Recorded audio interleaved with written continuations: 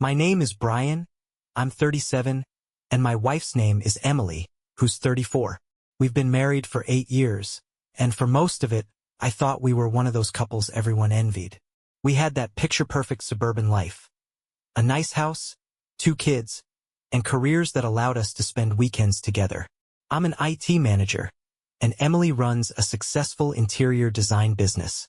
If you met her, you'd think she was this charismatic, driven woman who could make anyone laugh. That's the Emily I fell for, a force of nature who made me feel like I could take on the world. But over the last year, things changed.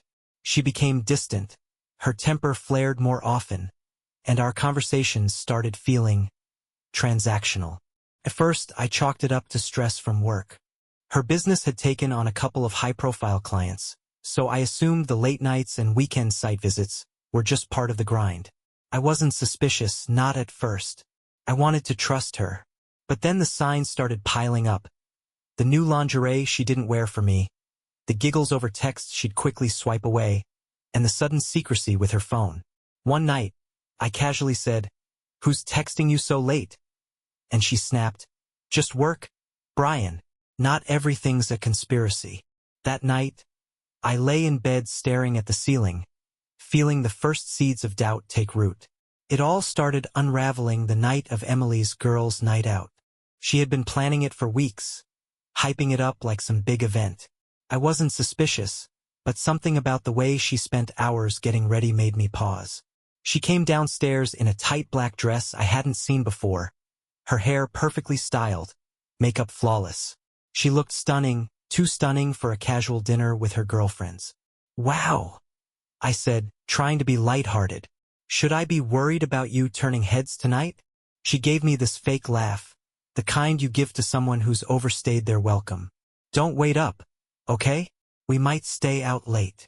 And with that, she was gone, leaving behind her signature perfume lingering in the air. I was proud of myself for not jumping to conclusions. I tried to ignore the knot in my stomach, convincing myself that I was being paranoid. But then, at around 11 p.m., I got a text from Sarah, one of Emily's best friends. "Hey, tell Emily thanks for bailing on us last minute. Hope everything's okay." I felt my pulse quicken. I stared at the screen, reading the words over and over, hoping I'd misread. "Bailing?" She told me she was with them.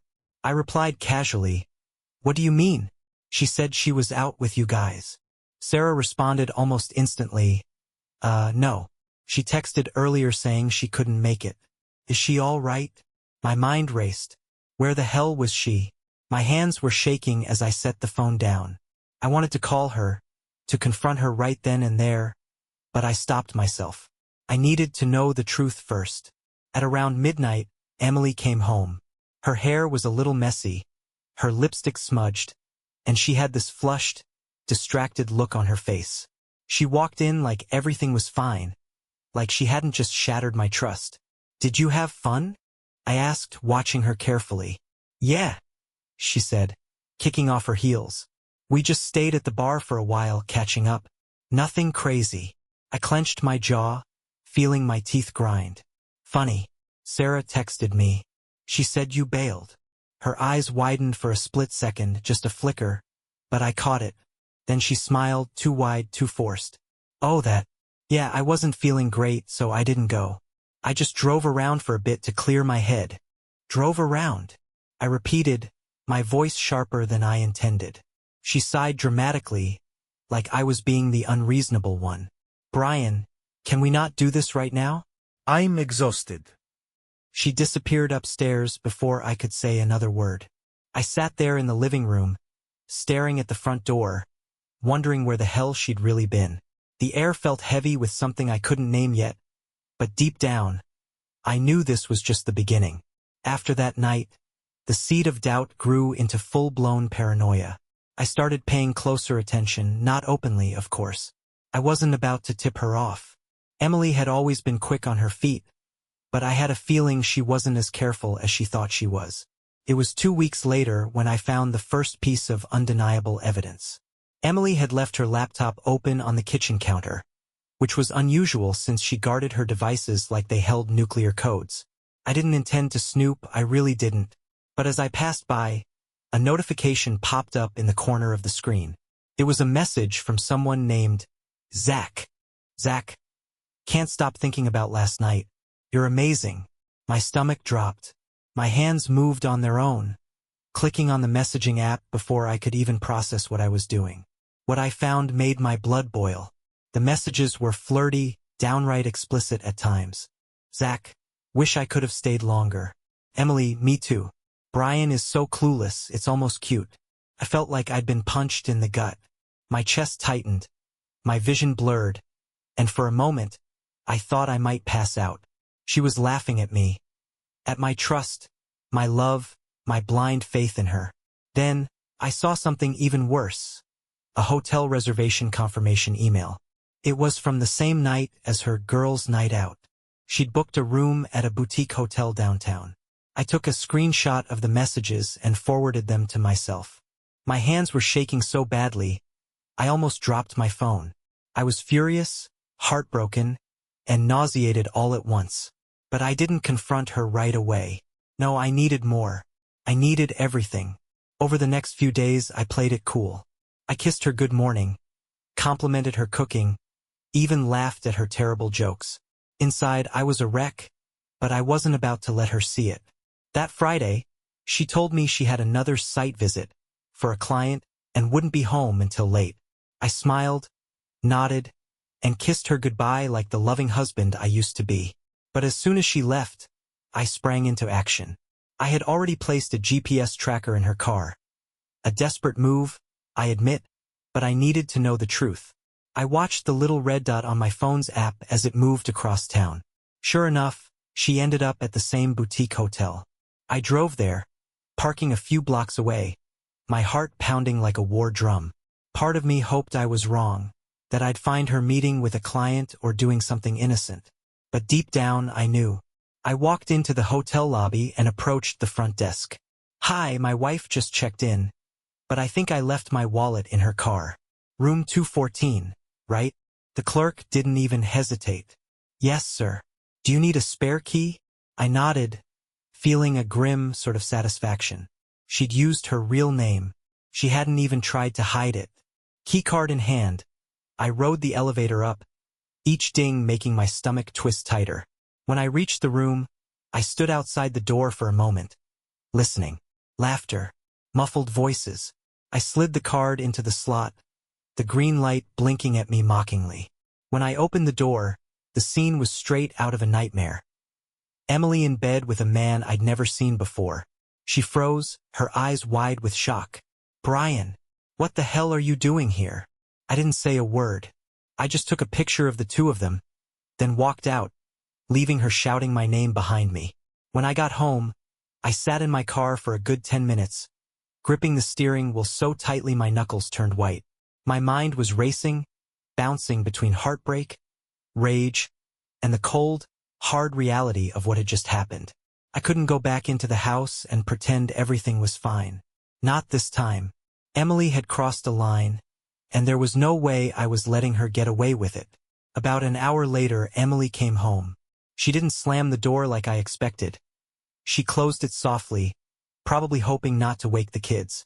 When she walked into the living room and saw me sitting there, her face crumpled into a mask of fake remorse. Brian, she started, her voice trembling. I can explain. I cut her off with a laugh, sharp and humorless. Explain? What exactly are you going to explain? Emily?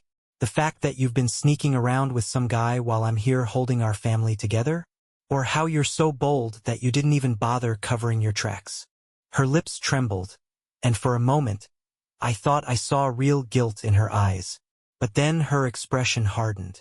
Maybe if you weren't so boring, I wouldn't have had to look elsewhere, she snapped, her voice venomous. I sat back, stunned. Boring? I echoed. That's your excuse? I work my ass off every day to give you this life. And you think you're justified because you're bored? She threw up her hands. You don't get it. You never pay attention to me anymore. All you care about is your stupid job. Her deflection hit like a slap in the face. Oh, I'm sorry, Emily. I didn't realize spending late nights texting Zach and sneaking off to hotels was your definition of quality time. She flinched at his name. Good. Let her squirm. I was lonely, she said, her voice softer now, like she thought pity might save her. It just happened. I stood up, towering over her. Nothing just happens, Emily. You made a choice. You lied over and over again. You humiliated me. And for what? Some guy who's probably just going to drop you the second things get real. She opened her mouth to argue, but I cut her off. Don't bother. I'm done. Her eyes widened. Done? What do you mean? Brian, you can't just… I mean, I'm not playing the fool anymore, I said, grabbing my phone. I pulled up the photo I'd taken in the hotel room and showed it to her. You see this? This is all I need to ruin you, Emily. Your business, your reputation, your perfect little facade. It's all over if I want it to be. Her face turned pale. You wouldn't, she whispered. Try me, I said coldly. For the first time, she looked genuinely scared. Good. Let her feel even a fraction of the pain she'd put me through. I'm filing for divorce, I said, heading for the stairs. And trust me, you won't come out of this looking like the victim. As I left her standing there, I heard her start to cry. But I didn't feel any sympathy. Not anymore. Over the next few days, Emily oscillated between pleading and raging. One moment, she'd be crying, begging me to forgive her, saying she'd do anything to make things right. The next, she'd be screaming about how I was overreacting, calling me vindictive and cruel. I didn't engage. I kept calm, focused, and calculated. I started gathering everything I needed for the divorce. Bank statements, proof of her affair, evidence of her financial contributions or lack thereof. Emily had no idea just how many strings I could pull. She was about to learn the hard way. But I wasn't content with just leaving her. No, I wanted her to feel the sting of what she'd done. And I had the perfect plan. First, I met with a lawyer, a shark of a woman named Caroline who came highly recommended. She took one look at the evidence I'd collected and nodded approvingly. You've got her dead to rights, Caroline said. If she fights, she's going to lose everything. Good, I said, my voice cold. Next, I went after her business. Emily had built her interior design company on reputation, and I knew exactly how to dismantle it. I started discreetly spreading the word to some of her top clients, the ones I knew personally, about her character issues. I didn't spill everything, just enough to plant seeds of doubt. Then there was Zach. I'd done some digging on him, and it turned out he wasn't just a fling, he was a married man. His wife, Amanda, deserved to know the truth. I debated whether or not to contact her, but the decision was made for me when I stumbled across her Instagram, where she just posted a gushing tribute to her perfect husband. I sent her the screenshots of Emily and Zach's messages, along with a polite note. Hi Amanda, I thought you deserved to know what's been going on. I'm Brian, Emily's husband. I'm so sorry to be the one to tell you this. Her response came almost immediately. Thank you. I had no idea. This explains so much. Over the next few days, Amanda and I exchanged messages. She thanked me repeatedly for being honest and even shared some details about Zach's lies. It felt strangely cathartic to have someone else in the same boat.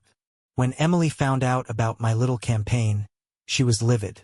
You're ruining my life, she screamed, slamming her hands on the kitchen table. No, I said calmly. You did that all on your own. She tried to argue, but I wasn't listening anymore. I had too much momentum, and I wasn't stopping until I was free of her toxic grip. Emily had no idea that her perfect little world was crumbling, one thread at a time. And I wasn't even done yet. Emily's facade was starting to crack, and I was there to watch it all. Clients began pulling out of her projects, citing scheduling conflicts, or claiming they decided to go in a different direction. Her phone calls became more frantic, her tone more desperate. Brian, did you say something to anyone? She asked one evening, her voice tight with suspicion. I leaned back in my chair, sipping my coffee. Why would I? You're perfectly capable of sabotaging yourself. Her glare could have melted steel, but I didn't care. She stormed out of the room, muttering something under her breath about how I was being petty. Then, Amanda came through in a way I hadn't expected. Turns out, Zach was a lawyer, or rather, a lawyer wannabe. He was in the middle of a major case when Amanda filed for divorce, citing infidelity and including the messages I'd shared as evidence. His firm found out and he was promptly fired. Amanda sent me a simple text: "We got him." I couldn't stop myself from smirking when I read it. Zach's life was imploding, and Emily had hitched herself to his sinking ship. But karma wasn't done with her yet. The financial blow. The day Emily got served the divorce papers, she looked like she'd seen a ghost. "You're actually doing this?" she asked, clutching the documents like they were a bomb about to go off. "I warned you," I said simply. In the papers, I'd outlined a custody arrangement for our kids that heavily favored me, given her moral misconduct. I also made sure she'd be left with a fraction of the assets, thanks to Caroline's airtight strategy. Emily panicked. "You can't do this. I've worked just as hard as you have." "Worked hard?" I interrupted. "You mean while you were sneaking off to hotels and lying to my face?" "Yeah, that's definitely what I'd call hard work." Her voice wavered as she tried to argue, but she knew she was outmatched. "Brian, please, can we just talk about this? For the kids." "The kids are the only reason I haven't completely buried you yet," I said coldly. "You don't get to play the victim now, Emily." The look on her face was a mixture of shock, anger, and fear. She'd underestimated me, thought I'd roll over and take her betrayal like a doormat. Not anymore. A sudden twist. Just when I thought I had her completely cornered, life threw one last curveball. One evening, I got a call from Amanda. "Brian," she said, her voice low and urgent. "You're not going to believe this, but Zach and Emily are still seeing each other. I found out they've been meeting at some cheap motel outside town." It was like a slap in the face. After everything, Emily was still clinging to that train wreck of a man. Amanda and I hatched a plan. If Emily and Zach wanted to play dirty, we'd beat them at their own game. What we set into motion would be the final nail in their coffin. Amanda and I coordinated our plan with precision. If Emily and Zach thought they could continue sneaking around without consequences, they were about to learn otherwise. The cheap motel they frequented was the perfect setting for what we had in mind. Amanda hired a private investigator, someone discreet but thorough, to catch them in the act. Within days, we had everything. Time-stamped photos of Emily and Zach checking in, entering a room together, and leaving hours later. The investigator even managed to capture audio snippets of their conversations from the hallway. The cherry on top, a video of Emily laughing about how stupid I was for not catching on sooner. The public fallout. The first thing I did was send the evidence to Caroline, my lawyer. "This," she said, holding up the pictures, "is gold. You've already got a solid case, but this seals the deal." Then, I sent the pictures and audio to some of Emily's biggest clients anonymously. Not explicitly damning, but just enough to confirm the rumors already swirling around her. Within days, more contracts were pulled. Emily's business was now circling the drain. Amanda, on the other hand, went nuclear. She posted the pictures and video of Zach on social media, tagging his former firm, mutual friends, and even some of their family members. The backlash was instant. Zach tried to play the victim, claiming Amanda was out to ruin him. But the evidence spoke for itself. As for Emily, she showed up at my doorstep a week later, looking like she hadn't slept in days. "You're destroying me," she said, her voice cracking. "I've lost clients. Zach's wife is attacking me. And now my parents won't even speak to me." "You destroyed yourself," I replied calmly. "All I did was show people the truth." She broke down, crying and begging me to reconsider the divorce. "We can fix this. Please, for the kids." I looked at her, feeling none of the love I once had. "The only thing I care about now is making sure our kids have a stable life. You've proven you're not capable of that." Her tears didn't move me. She'd made her bed, and now she had to lie in it, alone. The surprise revelation. Just when I thought it was over, another twist emerged. Caroline called me one afternoon with unexpected news. "Brian, During our investigation into Emily's finances, we found something odd. Apparently, Emily had been funneling money from our joint account into a secret fund. It wasn't much at first, but over time it added up to thousands of dollars. She was preparing for this, Caroline said. I think she suspected you'd find out eventually. That revelation lit a fire in me. Emily had been planning to screw me over from the start, and now I had proof. I filed a motion to freeze her accounts, ensuring she couldn't touch a penny of what was rightfully mine. Emily's reaction when she found out was priceless. She stormed into the house, yelling, "How could you do this to me? How could I?" I shot back. "You've been stealing from me for months, Emily. Did you really think you'd get away with it?" Her face crumpled, and for once, she didn't have a snarky reply. Emily hit rock bottom after the financial freeze. Her business was in shambles. Zach had ghosted her, and her once pristine image was now a smoldering wreck. But what shocked me most was how quickly she shifted from anger to desperation. One night, she showed up at my door unannounced. Her hair was unkempt, her clothes wrinkled, and her eyes bloodshot. She looked like a shadow of the confident woman I had married. "Brian," she said, her voice trembling, "please, I don't have anywhere else to go." I leaned against the doorway, arms crossed. "What do you want, Emily?" "I've lost everything," she whispered. "The kids barely talk to me anymore. My parents won't even let me stay with them. I need help." Her words hit me harder than I expected. Not because I felt sorry for her, but because I couldn't believe how far she'd fallen. "You need help," I said slowly. "And where was your concern when you were sneaking around behind my back? When you were lying to my face? When you laughed about how clueless I was?" She flinched, and for a moment, I thought she might argue. But then she surprised me. "I was selfish," she admitted, tears streaming down her face. "I made terrible choices, and I hurt you in ways I'll never be able to fix. I know that. But Brian, I'm still the mother of your kids. Can't we find a way to coexist?" Her words hung in the air. Part of me wanted to slam the door in her face, to tell her to figure it out on her own. But another part, the part that still remembered the woman I'd fallen in love with, couldn't ignore the fact that she was genuinely at her lowest. "You want to coexist?" I said after a long pause. "Then prove to me you're willing to put in the work. Because right now, all I see is someone trying to weasel out of the consequences." Her face crumpled further, but she nodded. "I'll do whatever it takes," she said. I didn't let her stay that night, but I agreed to think about it. The turning tide. Over the next few weeks, Emily really tried. She started going to therapy, something I insisted on if she wanted even the smallest chance of rebuilding her relationship with the kids. She apologized to them, to my parents, and even to Amanda after I told her what I'd done. Her efforts didn't change the fact that our marriage was over, but for the first time, I saw a glimmer of accountability. Meanwhile, my life was stabilizing. The kids were thriving in the new routine I'd set up, my job was going well, and I'd even started seeing someone, a coworker named Rachel.